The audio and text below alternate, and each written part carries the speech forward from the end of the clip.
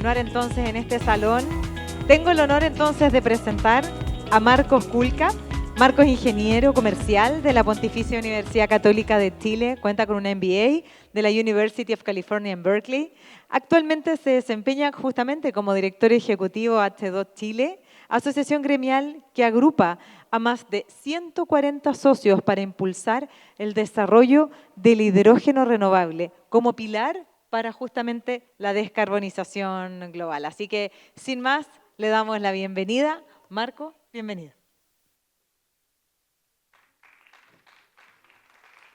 ¿Cómo paso acá?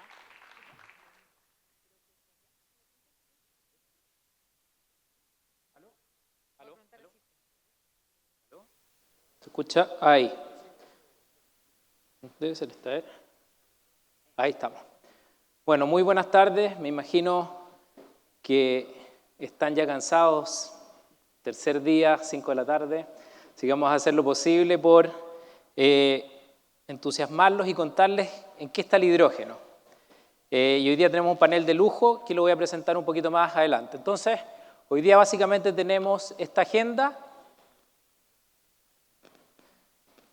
y les voy a contar quiénes somos. Nosotros somos la Asociación Chilena de Hidrógeno, que tenemos alrededor de 140 socios, y la gracia de esta asociación es que estos socios tienen distintos usos. Tenemos socios que están asociados a la minería, a energía, al gas, a las consultorías, a la ingeniería. Entonces tenemos una perspectiva relativamente grande de cómo se está desarrollando la industria. Alrededor de como 90% de los proyectos son representados por nuestros socios.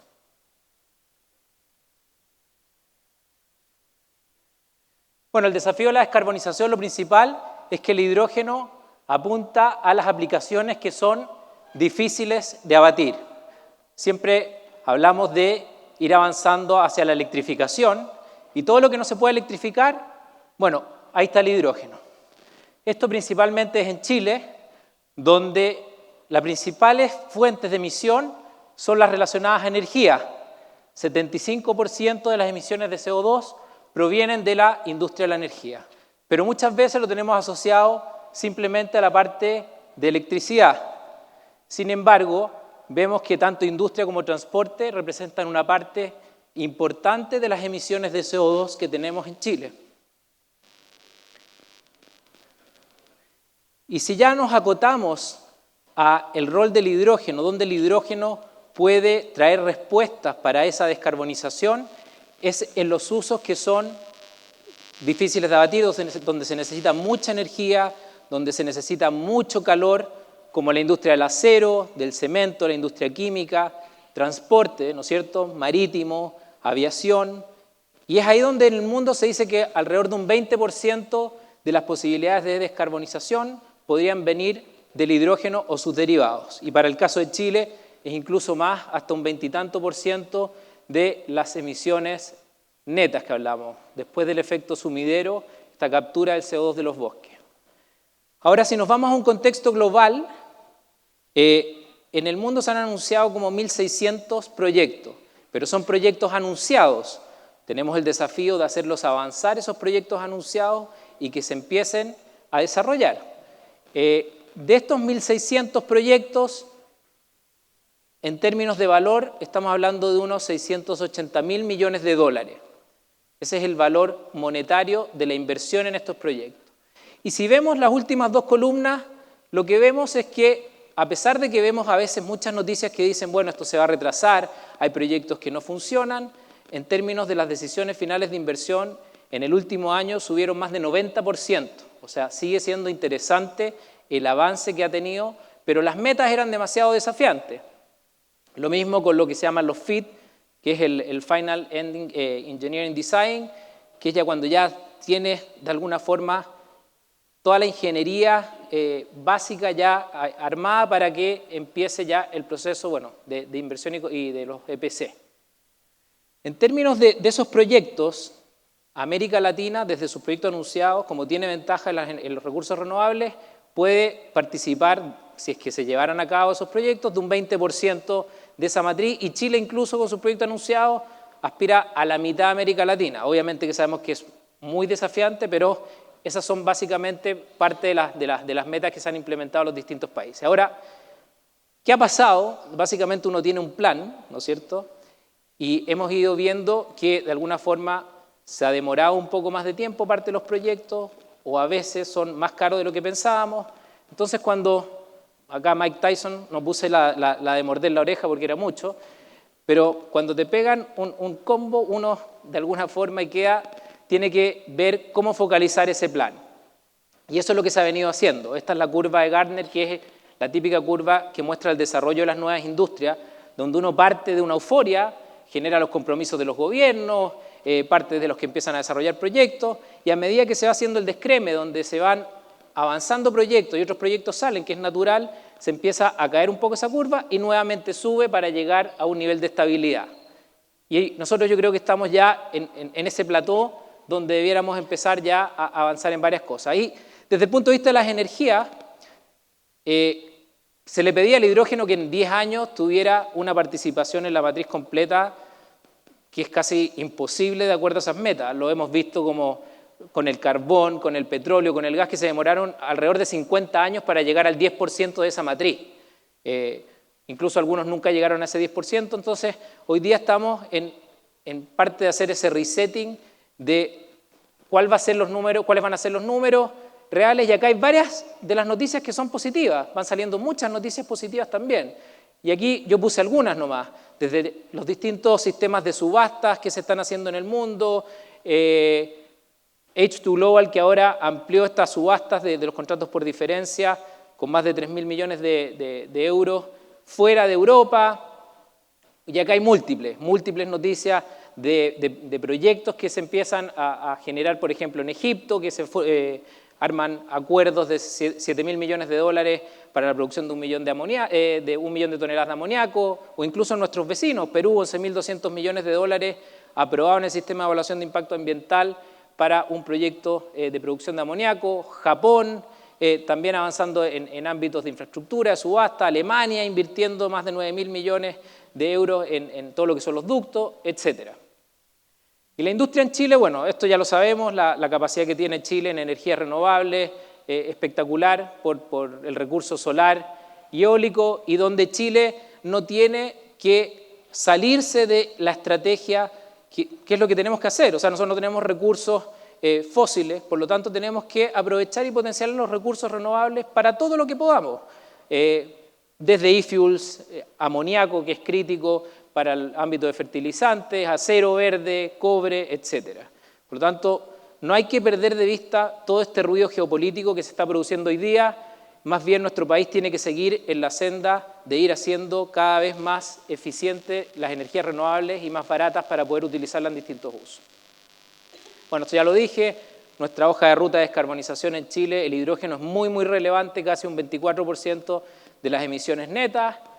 Hay un plan de acción hoy día que es de los esfuerzos que a mí me ha tocado ver en mucho tiempo entre la sociedad civil, el mundo público, privado, para poder avanzar en el desarrollo de esta industria. Con múltiples, hay hoy día identificadas 81 acciones específicas que hay que hacer y desafíos que hay que cumplir para poder ir avanzando en esta industria. Desde el punto de vista de la foto de Chile, hoy día tenemos 77 proyectos anunciados, ha ido avanzando, y de esos proyectos anunciados, en el fondo hay muchos que tienen que ver, lo verde es demanda interna, rojo de exportación, y este es el mapa de Chile donde, bueno, acá están las múltiples empresas que están asociadas a esos distintos desarrollos en las distintas partes del territorio y con distintos usos. Acá hay un corte donde las principales regiones, bueno, son Antofagasta y Magallanes por el recurso solar, el recurso eólico, Biobío, que estuvimos ayer también por lo que es industria, todo lo que es feedstock para industria, y en etapas, bueno, de etapas tempranas de desarrollo. Y en lo que son usos domésticos de demanda, la gran mayoría tienen que ver con transporte, casi un 64% son soluciones de transporte. Entonces ahí tenemos desde las locomotoras que hemos visto, camiones a hidrógeno, buses, etc. Estos son los proyectos que han entrado al sistema de evaluación de impacto ambiental, que son 25.000 millones de dólares. Quizás en los próximos días este número va a subir incluso más, casi podría subir a 40 y tantos billions en inversión esperada de estos proyectos, y son proyectos que también tienen alta generación de empleo, porque tienen una cadena de valor muy completa. Entonces, solamente estos proyectos tienen alrededor de 7.000 empleos a ser generados en etapas de construcción y 2.500 en operación. Si ya nos vamos directamente a la minería tiene un nivel de emisiones de alrededor de unos 16, tantos millones de CO2. El alcance 2 lo tienen de alguna forma bastante resuelto con los PPA de energías renovables, y el hidrógeno podría contribuir en algunas partes de alcance 1, donde está una alta utilización de diésel, o alcance 3, por ejemplo, en transporte marítimo. Y esta es una imagen de las faenas, de las distintas faenas mineras, que es evidente donde están ubicadas, podrían ser abastecidas de un hidrógeno en el mediano y largo plazo competitivo, hidrógeno renovable. Y acá están las distintas posibilidades de uso del hidrógeno, desde cómo se genera a las distintas utilizaciones como explosivos, por ejemplo, que usan nitrato de amoníaco, o los camiones CAEX que se ha hablado, o en generaciones en procesos metalúrgicos, en fin. Y esto, es básicamente cuando uno compara las soluciones actuales que se tienen en la minería, las compara con soluciones de derivados o hidrógeno, cuáles tienen sentido o cuáles tienen posibilidades de ser comparadas con otras tecnologías que también se están desarrollando, generan finalmente un mapa como este que se hizo para Perú y Chile, donde el eje de las X es comparado con el business as usual y el eje de la Y tiene que ver con otras posibles soluciones. Y los colores son de alcance 1, 2 y 3, pero algo de eso, vamos a ir conversando en el panel. Este es el potencial que en este estudio se logró finalmente llegar a una estimación. Obviamente esta es como una aspiración. En alcance 1 poder reducir 1,7 millones de toneladas, en alcance 3 alrededor de 3,3 para llegar a inversiones de 5 billones con capacidad instalada de casi 4 o 5 gigas de capacidad instalada de electrolizadores.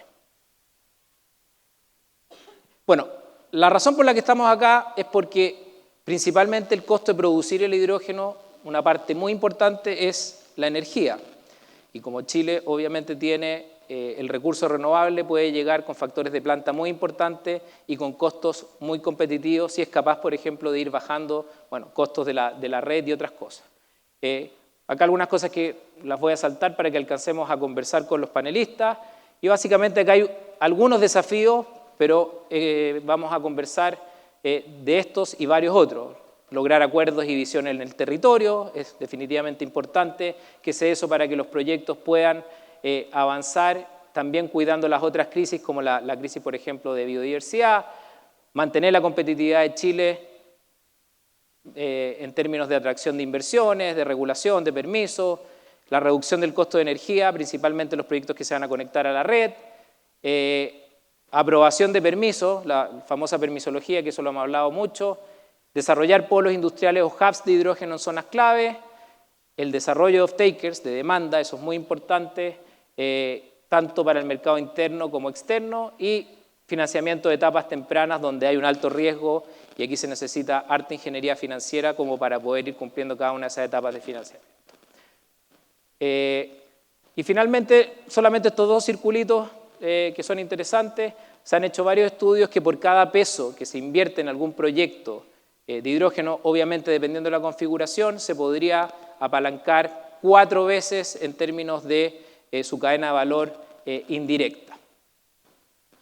Y acá en términos de valores, lo mismo, si solamente tomamos los proyectos del Sistema de Evaluación de Impacto Ambiental, de acuerdo a ciertas estimaciones, ustedes pueden ver cuánto sería la inversión, las ventas, la generación de empleo. Si tomamos los que están en el listado del Sistema de Evaluación de Impacto Ambiental más los proyectos de factibilidad, tendríamos esas cifras, y si ya nos aventuramos más, prefactibilidad, factibilidad más los del SEA, estaríamos hablando de reducciones muy significativas de CO2, de inversiones importantes y de ventas también muy significativas. Eso es parte de la introducción que quería dar para ahora entrar directamente en el panel. Así que voy a presentar, me voy a mover para acá para presentar a nuestros panelistas. De verdad tenemos hoy día panelistas de lujo. Déjenme encontrar aquí, voy a Para no equivocarme, vamos a sentar aquí.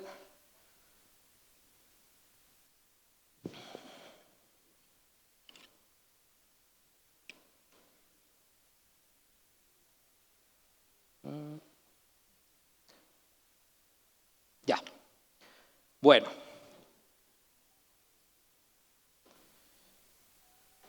Bueno, nuestra primera panelista es Marcela Angulo. Marcela es ingeniera civil y doctora en ciencias ambientales de la Universidad de Concepción, con más de 25 años de experiencia en temas de sustentabilidad, innovación y transferencia tecnológica. Actualmente es directora de la Universidad de Concepción de Santiago, presidenta del directorio del Centro de Formación Técnica de Lotarauco, además directora de varias compañías, de Colbún, de Suralis, miembro del Comité Estratégico de Hidrógeno que se creó por el Ministerio de Energía. Antes fue gerente de capacidades tecnológicas de la Corfo, la gerente de sustentabilidad en Anglo American, y también me tocó compartir en Fundación Chile, así que tenemos el privilegio de tener a Marcela en este panel. Juan Andrés Camus, que es director del proyecto Energía Verde de Austral de EDF Chile y miembro del directorio de H2 Chile, MBA de Stanford y ex CEO de Valhalla Energy, un emprendimiento súper interesante de energías renovables. Y ha impulsado el desarrollo del hidrógeno verde en Chile, ha sido reconocido como uno de los jóvenes líderes de este país. Así que lo invito también para acá. Gonzalo Moyano, que es CEO de MAE, empresa que desarrolla el proyecto Volta para producir amoníaco verde en mejillones. Abogado de la Universidad de Chile y magíster en Derecho de NYU, cuenta con más de 15 años de experiencia en energías renovables y ha liderado operaciones en Pattern Energy y DPP. También, van subiendo para Ana María Ruz, que es directora del Comité de Hidrógeno Verde de Corfo, liderando ella en forma muy importante la Estrategia Nacional para el Desarrollo de la industria de hidrógeno, ingeniera civil eléctrica en la Universidad de Chile, con magíster en Gestión Ambiental y diplomado en Logística, y fue reconocida entre las 50 mujeres más influyentes del hidrógeno a nivel mundial, un premio muy importante. Daniel Camac, que es presidente de H2 Perú, de nuestros vecinos, que es del presidente de la Asociación de H2 Perú, como lo mismo que nosotros, H2 Chile, que impulsa el desarrollo del hidrógeno verde en su país, con experiencia en el sector energético y sostenibilidad, y ha liderado iniciativas para posicionar a Perú como proveedor de hidrógeno verde, colaborando con entidades internacionales y promoviendo políticas públicas para la descarbonización de la economía. Y finalmente Max Correa, que es director para Latinoamérica de Copenhagen Infrastructure Partners, liderando inversiones en energía renovable e hidrógeno verde, abogado de la Universidad de Chile, con un máster en Philosophy en Políticas Públicas de Cambridge, certificado en Innovación de Stanford y ha ocupado cargos clave en el Ministerio de Energía. De hecho, fue parte de los pioneros acá en la definición de la estrategia del país y ha ido siempre hacia la promoción de la transición energética en Chile. Así que ya estamos todos acá. Espero callarme para escucharlos a ustedes. Voy a partir por Marcela. Puede ser interesante... ¿Aló? ¿Aló? ¿Aló? ¿Se apagó? ¿Cortaron? Se apagó todo. Ahí. No me apaguen todavía, por favor. Sé que he hablado mucho, pero me voy a apurar. Bueno, Marcela en su rol, como les comenté, muchos roles, pero en su rol de la universidad, sería como interesante que nos contaras un poco, dado que estamos en el tema de la industria minera, parte de los desarrollos, por ejemplo, interesantes que se están haciendo desde la Universidad de Concepción para entender, por ejemplo, los procesos de metalurgia, que nos contaras un poco, y la vinculación universidad con las empresas. Partamos por ahí para entrar a la industria. Súper. Muchas gracias, Marco. Un gusto estar en este panel con estas distinguidos panelistas. Tú hiciste una muy buena digamos, panorámica de los posibles usos del hidrógeno en la minería, y yo le comentaba a Ana María que hay un uso que no aparece ahí porque como que no calza con ninguno de los tradicionales, y es porque justamente es un desarrollo disruptivo, es un nuevo paradigma que se está desarrollando en la Universidad de Concepción hace por lo menos 10 años. Hoy día estamos entrando en una etapa clave ya de ir a un pilotaje industrial, y es fundamentalmente una tecnología de procesamiento de cobre con uso de hidrógeno como reductor, algo equivalente a lo que está pasando en la industria del acero, Entonces, que en vez de hacer fusión-conversión, hoy día hace oxidación, seguido de una reducción con hidrógeno y después una separación. Y es una tecnología, efectivamente, es un cambio de paradigma realmente de cómo se hace el procesamiento de minerales, que tradicionalmente se ha usado la tecnología, ¿no es cierto?, de los smelters a nivel mundial, tecnología que lleva 100 años con mejoras incrementales. Y entonces, este de verdad es un desarrollo que es muy relevante para Chile. Yo creo que además, escuchábamos recién al representante del Departamento de Estado de Estados Unidos, preocupado por la excesiva concentración del procesamiento de minerales en un solo país, ¿no es cierto? China tiene más del 50% de las fundiciones y refinerías, y el mundo occidental está un poquito atento a cómo se va a poder manejar, digamos, esa concentración. Entonces, esta es una tecnología que, como digo, es muy disruptiva, tiene tres cosas fundamentales. Las voy a tratar de resumir porque podríamos hablar mucho de esto, pero lo primero es que es una tecnología que es carbono negativa, es decir, no solo no tiene huella de carbono, sino que además genera créditos de carbono. ¿Por qué? Por tres cosas. Primero, porque consume mucho menos energía que la fundición tradicional. Segundo, porque elimina todos los combustibles fósiles y reemplaza por el uso de hidrógeno como reductor de los minerales. Y tercero, porque tiene una primera etapa muy exotérmica, por lo tanto genera más energía de la que consume. Entonces termina siendo... Se acabó. Termina siendo carbono negativa. ¿Aló? Ahí volvió, ya. Entonces, carbono negativa. Lo segundo es que, a diferencia de las fundiciones tradicionales, que sacan el cobre, que es como el 30% del concentrado, el restante 70% se va a un residuo, que es la escoria, ¿no? Que puede tener después algunos usos, pero que se genera, digamos, tremendas cantidades de volúmenes de escoria.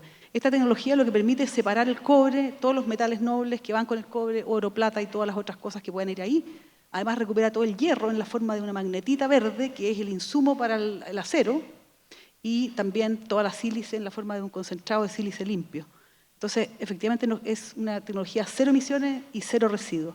Y el tercer atributo es que no tiene las economías de escala de las fundiciones, que hoy día, para poder ser efectivas y competitivas, están yendo a 1 millón de toneladas año, a 1,5 millones de toneladas año, sino que puede operar en tamaños mucho más pequeños, por lo que puede acercarse a las minas plantas concentradoras, generar ácido sulfúrico in situ, por ejemplo, procesamiento de minerales de baja ley, y además generarle muchos beneficios aguas arriba a la planta concentradora, en la medida que le descomprime los requerimientos del concentrado. Entonces puede disminuirle mucho el consumo de agua y energía de una planta concentradora. Entonces, quería poner este ejemplo, gracias por la pregunta, porque efectivamente conocemos las cosas tradicionales, ¿no es cierto?, en el transporte, en los camiones CAEX, eventualmente, en la huella de carbono para producir amonía, para producir los explosivos o el peróxido de hidrógeno, por ejemplo. Pero esta es una disrupción que podría afectar directamente la huella de carbono de alcance 1 del sector minero, ¿no?, que son los procesos directos de la minería. Muchas gracias. Súper interesante porque ahí uno ve como usos específicos, concretos y que son súper relevantes para la minería.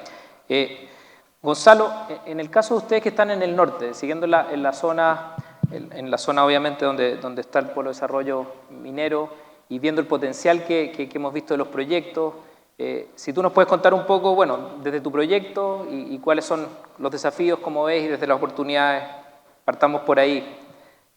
Voy a seguir por Chile y después voy a ir internacionalmente, así que a todos les va a tocar algún grado ahí. Gracias, Marco, y gracias por la invitación a los organizadores. A ver, vemos que las oportunidades de los proyectos en el norte de esta industria es enorme.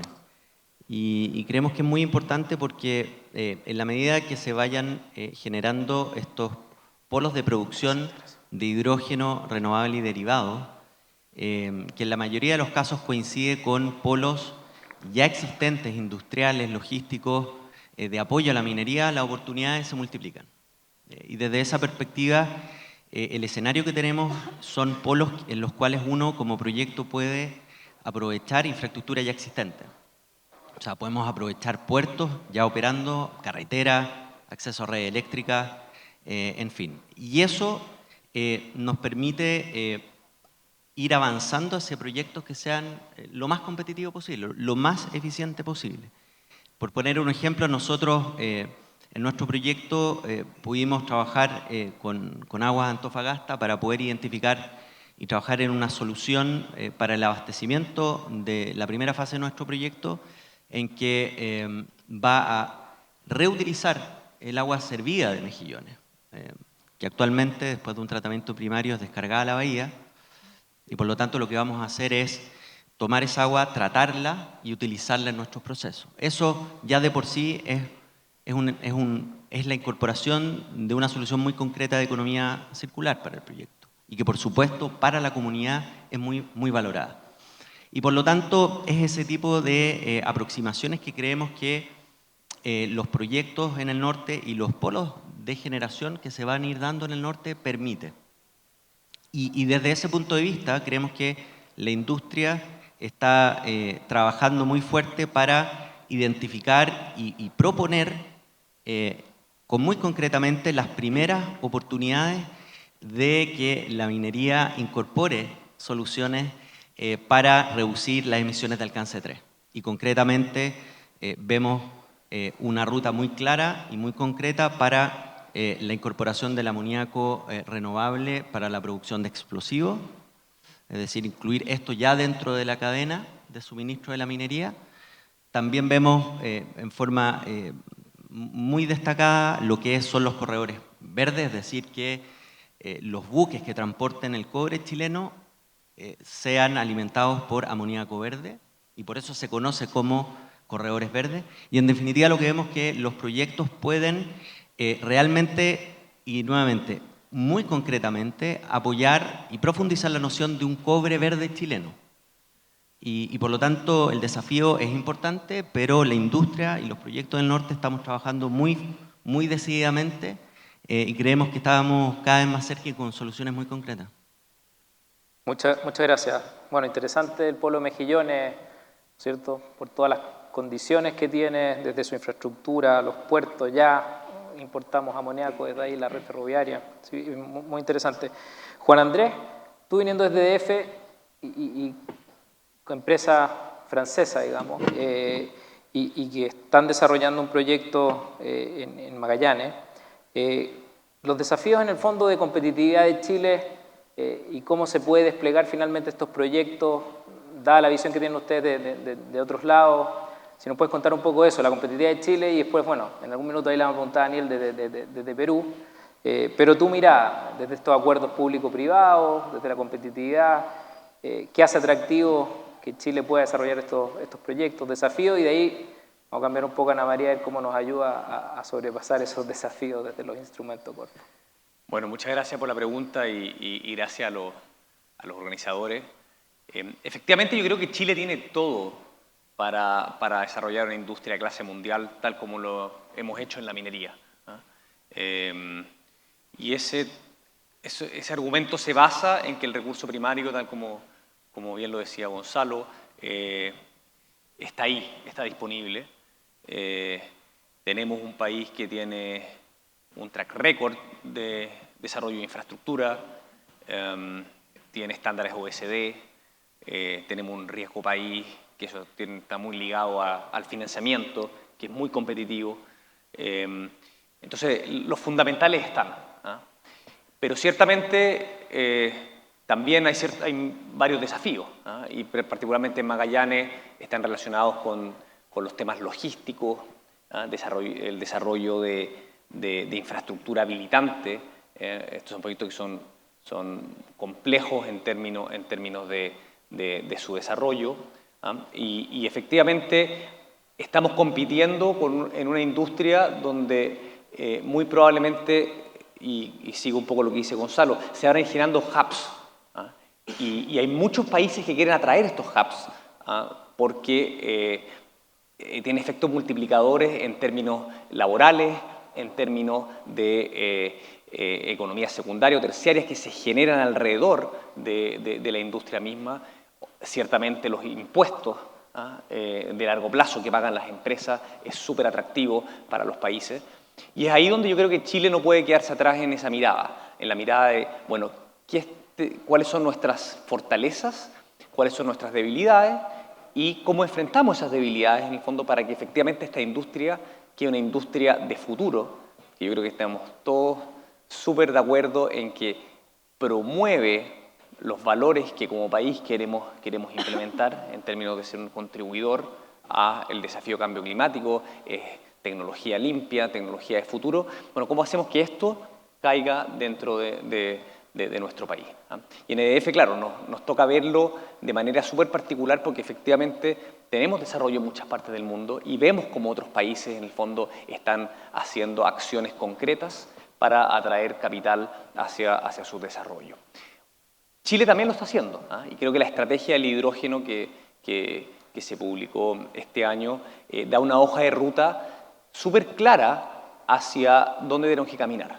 El desafío del sector público y del sector privado hoy día yo creo que es hacer el entregable, o sea, cumplir con los plazos, fortalecer el Estado de Derecho, que las reglas del juego establecidas se cumplan. Yo creo que todas las empresas que estamos desarrollando hidrógeno en Chile entendemos la complejidad, son empresas de primer nivel, no queremos bajar los estándares, pero sí queremos que esos estándares en el fondo se puedan cumplir de manera eficiente, expedita, en tiempos apropiados, comparables con otros países OECD.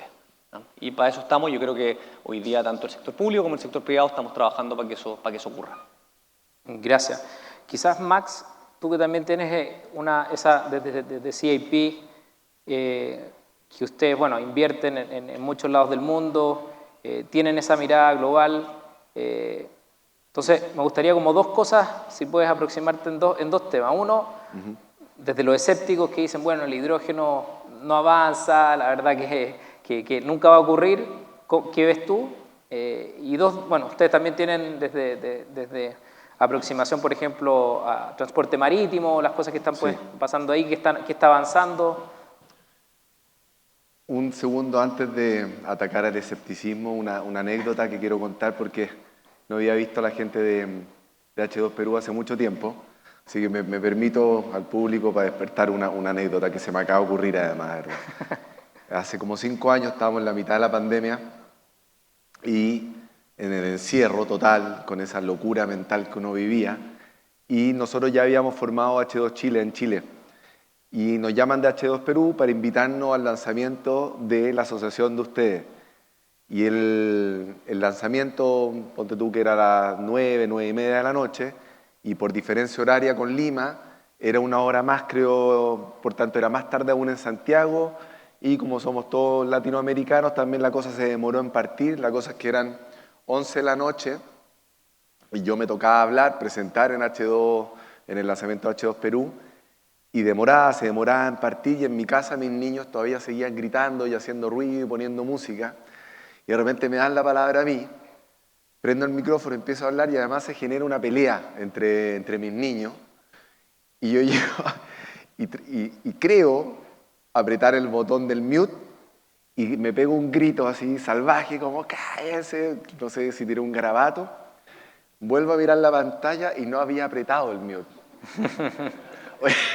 Había 120 personas online de Perú, me puse coloradísimo y tuve que pedir perdón 25 veces, así que perdón de nuevo, Daniel, porque yo creo que soy conocido en Perú como el histérico de Chile. Lo sentaron uno al lado del otro a propósito.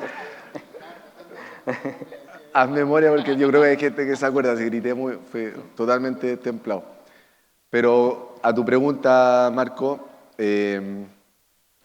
yo creo que en primer lugar la presentación tuya está buenísima y hay muchos puntos que rescatar. Uno, las presentaciones las pasa muy rápido, pero creo que es para grabarla y verla en detalle.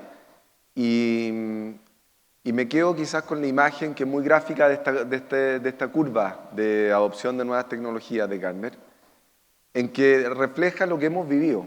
Y el hecho que exista esa curva también uno le dice, oye, no, esto no es algo nuevo, esto es algo que está documentado y que sucede.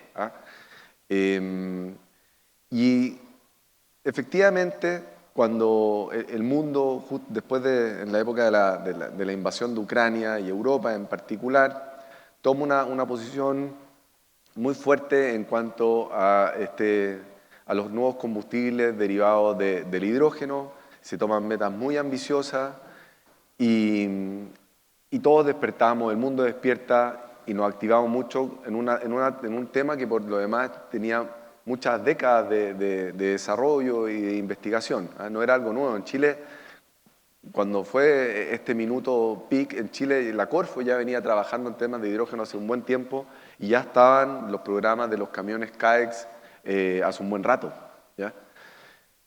Y la verdad de las cosas, si bien han cambiado ciertos elementos que nos llevaron a tomar decisiones en su minuto lo que se llama el hype, el minuto más alto de la excitación, los fundamentos siguen siendo los mismos. Lo decía Juan Andrés, el hecho de que el mundo tiene que transicionar hacia combustibles limpios, que es un gran desafío, y eso va de la mano de la generación de electricidad renovable en su gran mayoría, pero en muchos segmentos necesitamos moléculas, sigue siendo, ese fundamento no ha cambiado, ¿vale? Y el hecho de que los países que tengan la potencialidad de producir la electricidad más barata, por tanto esas moléculas más baratas, tienen una ventaja competitiva extraordinaria, tampoco ha cambiado. Y es el caso de Chile. Y después de que yo salí de trabajar en el gobierno, entré en un fondo que en ese minuto de la curva de Gartner arriba, levanta mucho dinero para desarrollar proyectos de hidrógeno en el mundo de gran escala. Y uno de los primeros lugares que identifican es precisamente Chile. Entonces no estábamos tan equivocados que existía ese match, ¿cierto?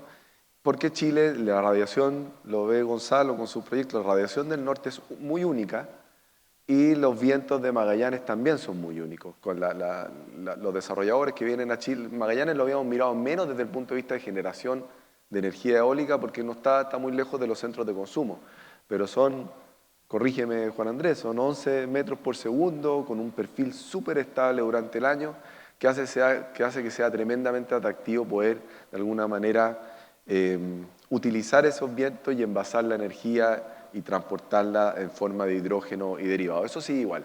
Lo que ha cambiado efectivamente y lo que hace que baje esta curva es que el mercado se ha demorado más de lo que se pensó inicialmente en desarrollarse. Y ese mercado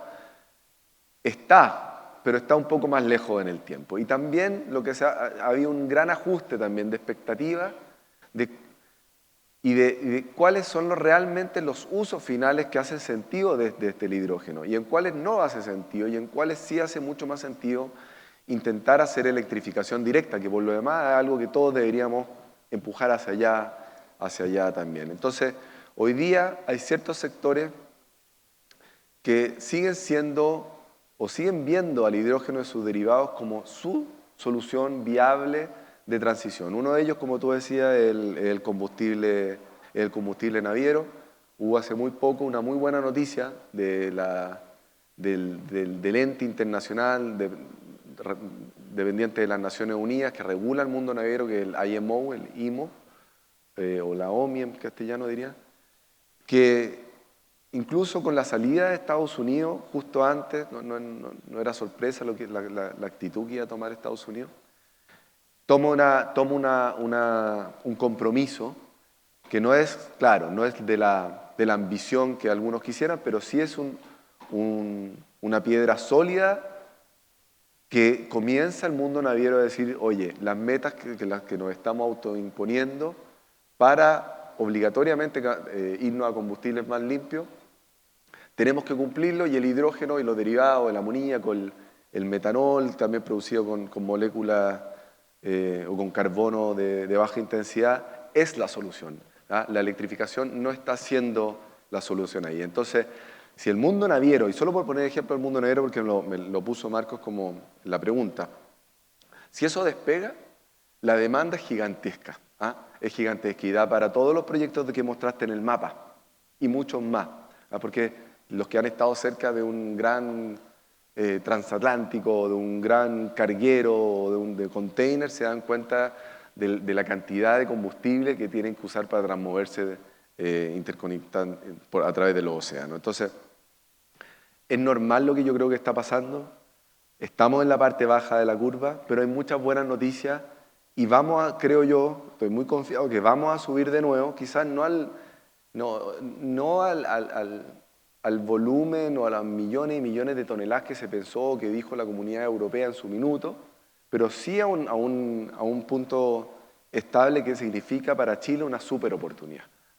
Ahora, con respecto a la minería, inicialmente siempre se vio que los camiones CAEX, que utilizan muchísimo diésel, era un candidato natural para que usar hidrógeno, ¿cierto? Ya sean en distintas maneras, celdas de combustible, combustionándolo o a través de amoníaco, en fin, pero reemplazar el diésel, esa era la meta. Eso ha costado más de lo que creímos en su minuto por miles de factores, porque también no estamos solo en el mundo y los CAEX operan en muchas minas, en muchas faenas que no todas tienen estas mismas condiciones y hay que unir a quienes la manufactura de esos camiones con la minería y meterse en los camiones de la minería, meterse en el corazón de la mina. Ahora, si no va por ahí y va por otro lado que sea reemplazo de diésel, para mí por lo menos, y para todos debiese ser igual, es una súper noticia. Ojalá que se electrifiquen, ojalá que haya menos diésel en la minería en Chile.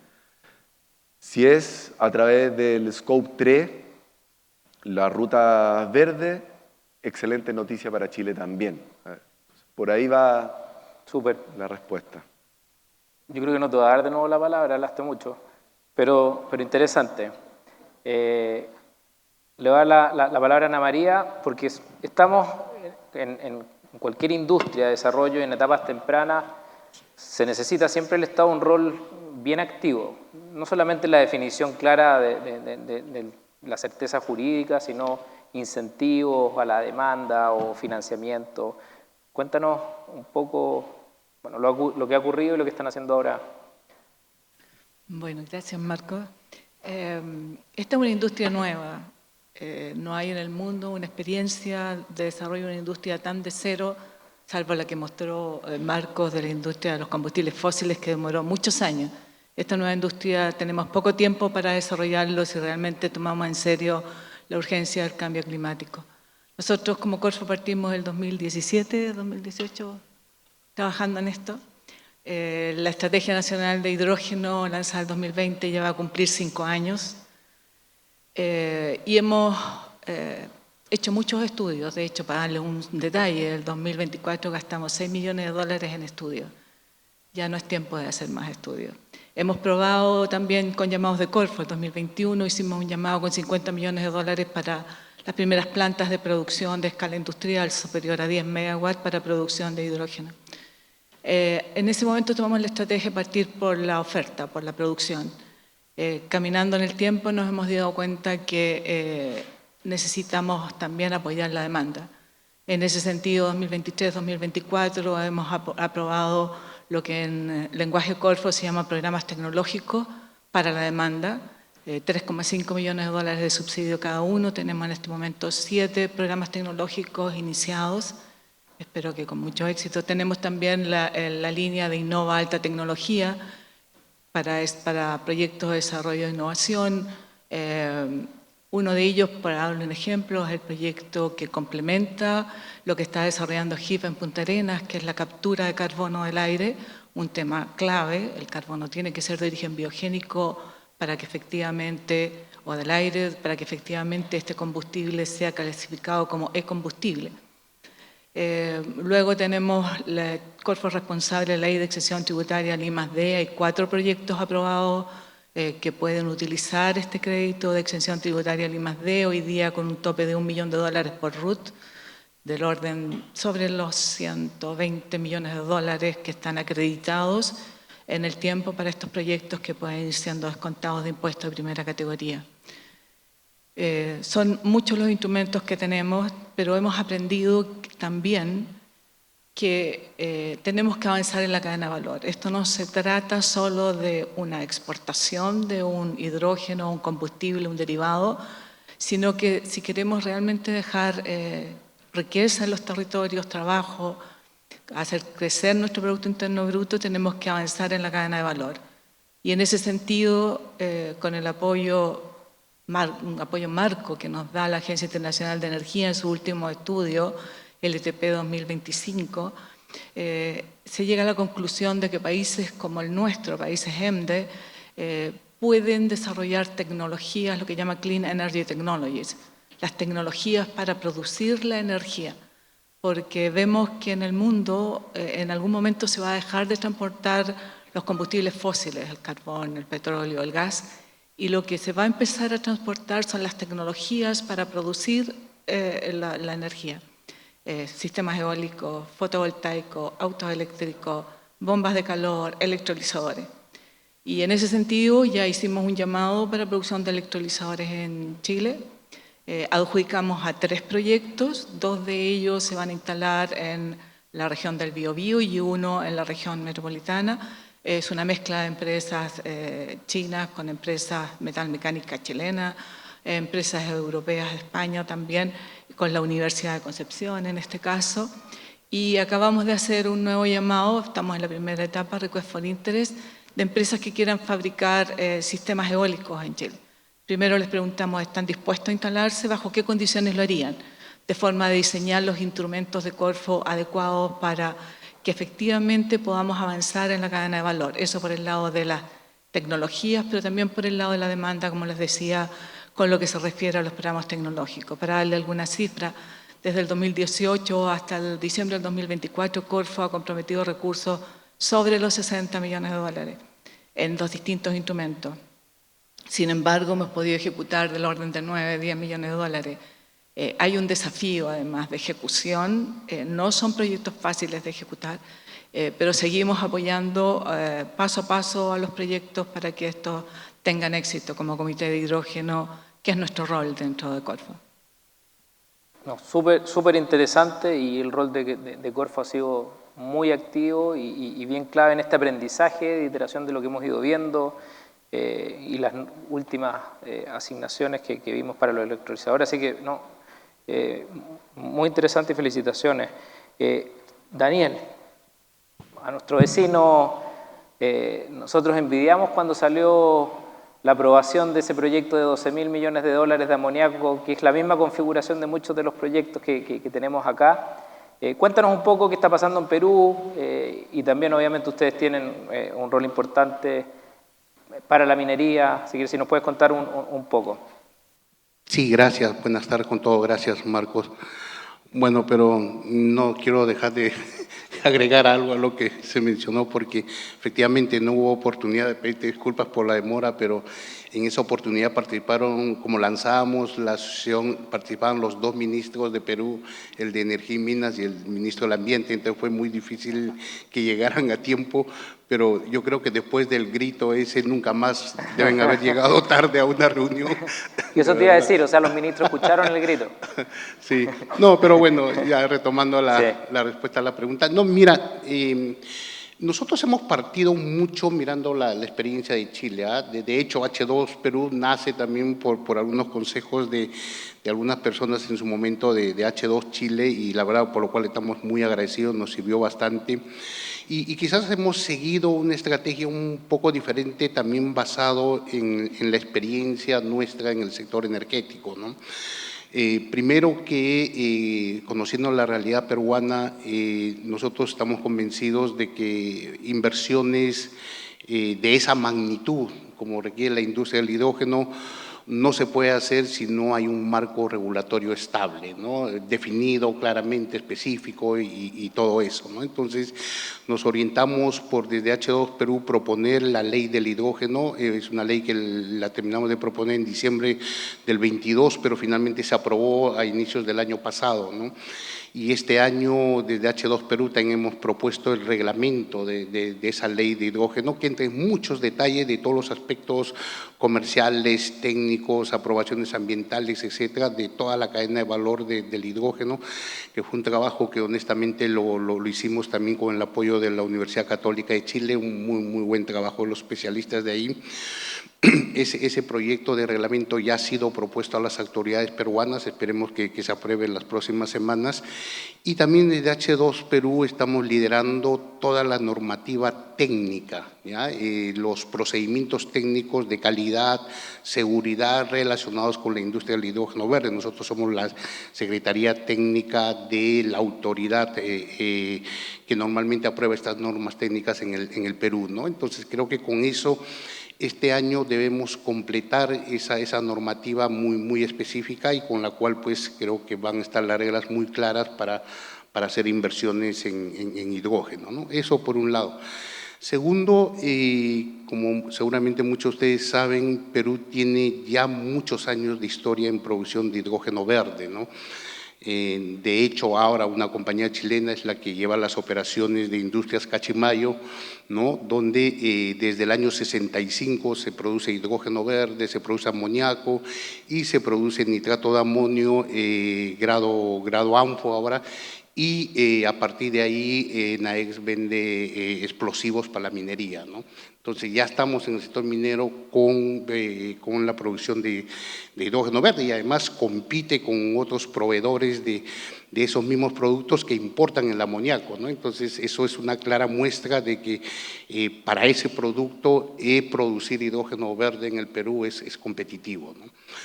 De hecho, esta misma industria de Cachimayo antes producía a partir del hidrógeno nitrato de amonio grado fertilizante y se producía urea en el Perú, ¿no? A partir del hidrógeno. Entonces, esta experiencia son 7 electrolizadores que se utilizan en la época, son casi 28 megavatios que consumen normalmente esta producción, debe ser supongo la producción más grande y más antigua de hidrógeno en el mundo.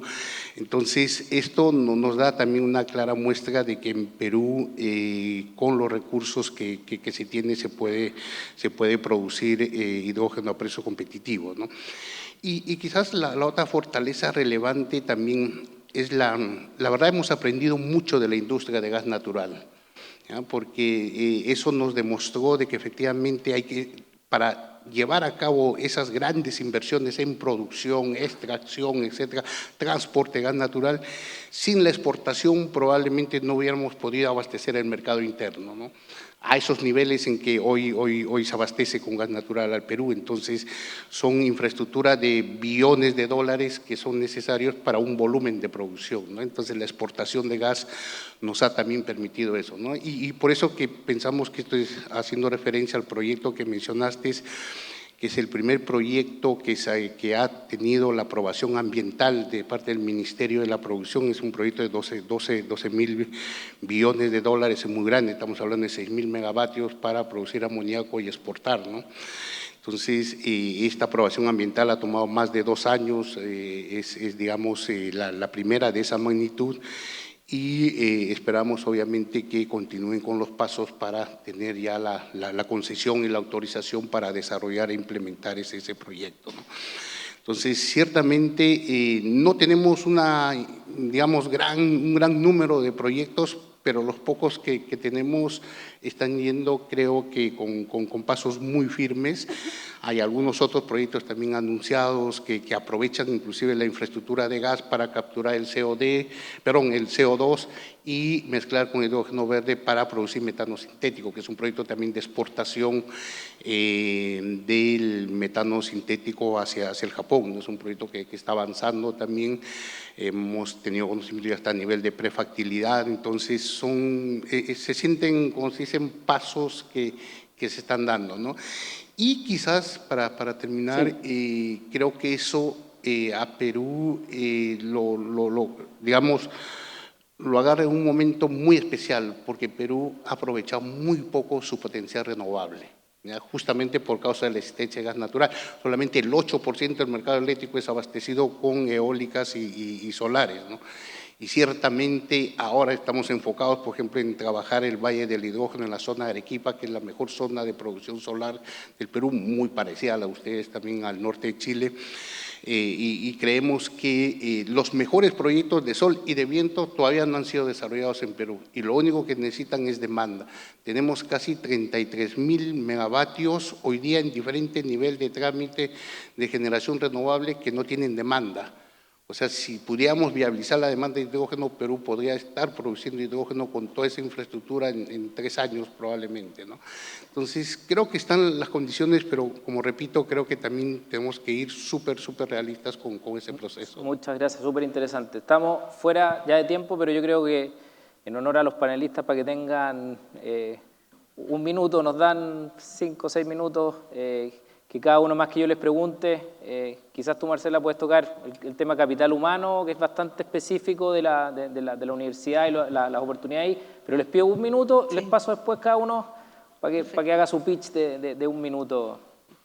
Bueno, yo creo que un tema relevante es que en el mundo académico las universidades se suban a este carro, ¿no? de esta mirada de futuro, de esta nueva industria, y empecemos a contribuir a formar el capital humano que van a requerir estas industrias. Y yo creo que en ese sentido súper relevante la conexión de las universidades con la empresa. Hemos empujado por años para que los programas de doctorado tengan un foco en la industria.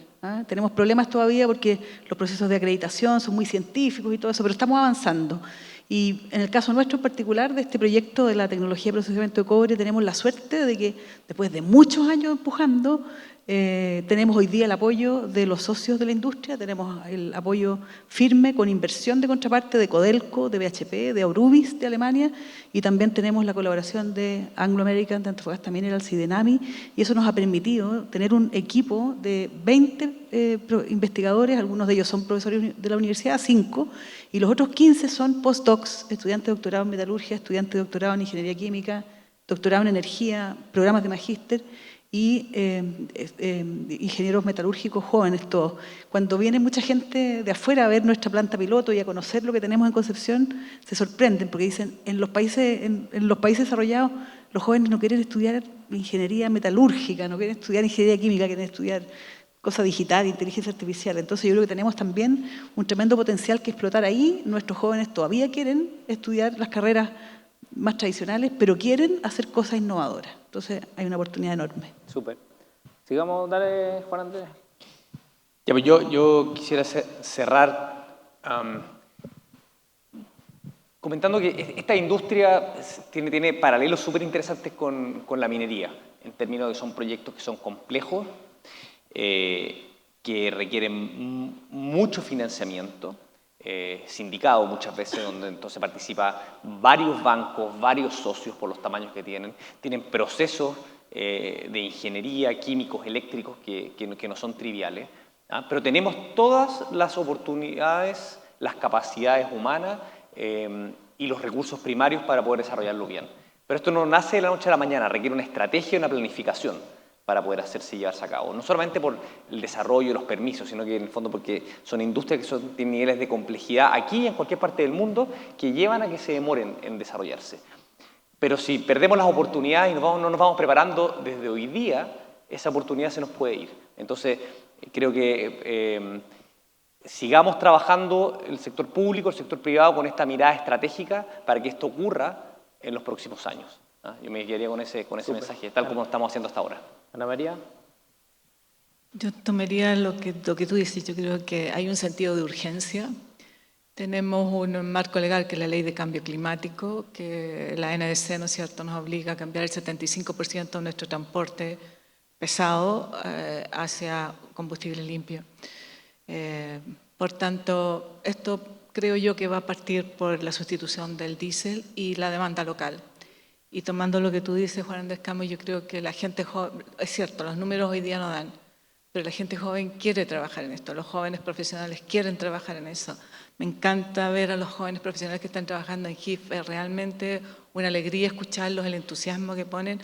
Las soluciones son nuevas, no existen, hay que ser creativos en esto, tanto en los instrumentos financieros, en la tecnología, en los modelos de trabajo asociativo.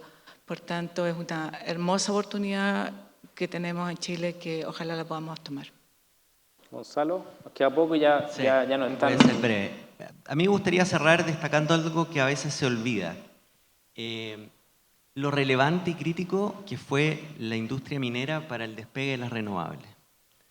El rol de liderazgo que cumplieron empresas como Collahuasi, como Antofagasta Minerals o incluso Codelco fue clave para que esa industria naciera. Creo que estamos ahora en un escenario parecido, en que están las condiciones para que se abra esta nueva oportunidad, para que la industria minera incorpore a esta industria y así poder avanzar hacia un cobre verde. Y creemos que están todas las condiciones y tenemos que avanzar hacia ello. Buenísimo. Max y Daniel, ustedes tienen menos tiempo, así que tienen 20 segundos de todo lo que hablaron. Ok. Yo en 1.5. No, me sumo a las palabras a las palabras de cierre. Esto es un esfuerzo sostenido en el tiempo. Nunca nadie pensó que se iba a desarrollar en poco tiempo, de un día para otro, de la noche a la mañana. Pero es una muy buena noticia para Chile y hay que mantenerse en ella. Tenemos que mantenernos y seguir trabajando. Los proyectos nosotros estamos desarrollando un proyecto muy grande en el sur y estamos quemándonos las pestañas, tratando de sacarlo adelante.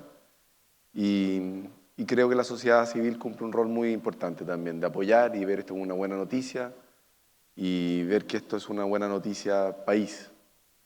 Yo con eso. Gracias, Daniel.